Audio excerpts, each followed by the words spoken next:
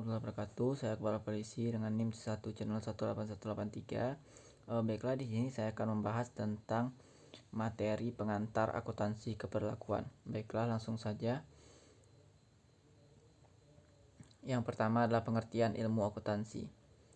Suatu ilmu yang dipergunakan untuk mempelajari seluruh aktivitas pemasukan dan pengeluaran keuangan. Lalu, akuntansi sendiri merupakan suatu proses mencatat, mengelompokkan, meringkas, mengolah, serta menyajikan data, transaksi, dan juga seluruh aktivitas keuangan sehingga bisa digunakan sebagai acuan dalam pengambilan keputusan ekonomi dan tujuan lainnya. Fungsi utama dari akuntansi adalah sebagai informasi keuangan dari sebuah organisasi. Pentingnya ilmu akuntansi adalah untuk menunjukkan kepada pihak-pihak terkait tentang pergerakan dan perubahan keuangan dalam suatu organisasi ataupun perusahaan. Selanjutnya, pengertian ilmu keperilakuan.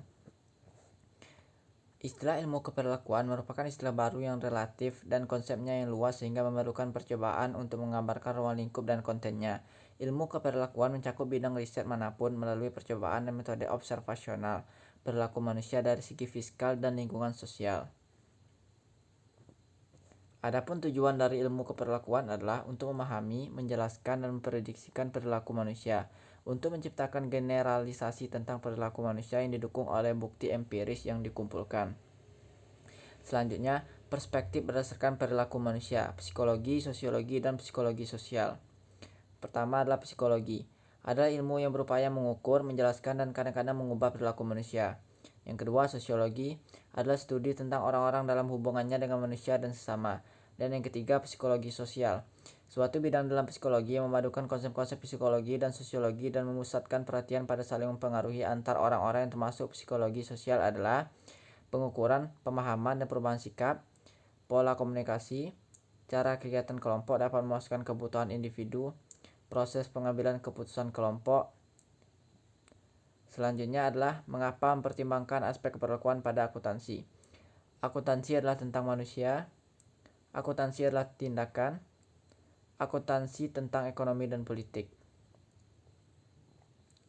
Selanjutnya, dimensi akuntansi keperlakuan. Pada masa lalu, akuntansi tradisional hanya memusatkan pada pelaporan informasi keuangan. Namun, pada saat ini, para manajer dan akuntan profesional mengakui kebutuhan tambahan informasi yang bermanfaat secara ekonomis bagi para pemakainya untuk pembuatan keputusan. Tambahan informasi tersebut dapat bersifat kuantitatif maupun kualitatif. Pendekatan yang digunakan dalam akuntansi keperlakuan. Dari pendekatan normatif ke deskriptif. Dan dari pendekatan universal ke kontingensi. Selanjutnya, ruang lingkup dari akuntansi keperlakuan. Ruang lingkup akuntansi keperlakuan sangat luas, meliputi antara lain: 1. Aplikasi dari konsep ilmu keperlakuan terhadap desain konstruksi sistem akuntansi. 2. Studi reaksi manusia terhadap format dan isi laporan akuntansi. 3. Dengan cara mana informasi diproses untuk membantu pengambilan keputusan.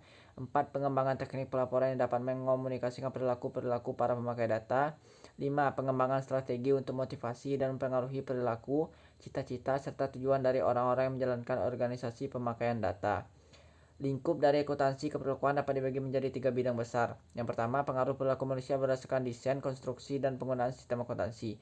Hal ini terlihat pada bagaimana sikap serta filosofis dari bagian manajemen dalam mempengaruhi secara alami terhadap budgeting, kontrol, atau pengendalian keuangan, serta memaksimalkan fungsi setiap bagian dalam organisasi ataupun perusahaan. Yang kedua, pengaruh sistem akuntansi terhadap perilaku manusia. Hal ini ditandai dari perubahan emosi, motivasi, produktivitas, kepuasan kerja, pengambilan keputusan, serta kerjasama tim. Dan yang terakhir, metode untuk memprediksi dan strategi untuk mengubah perilaku manusia, yang mana menekankan pada cara agar sistem akuntansi dapat dimanfaatkan untuk mempengaruhi habitat atau perilaku manusia. Selanjutnya ada persamaan dan perbedaan ilmu keperilakuan dan akuntansi keperlakuan.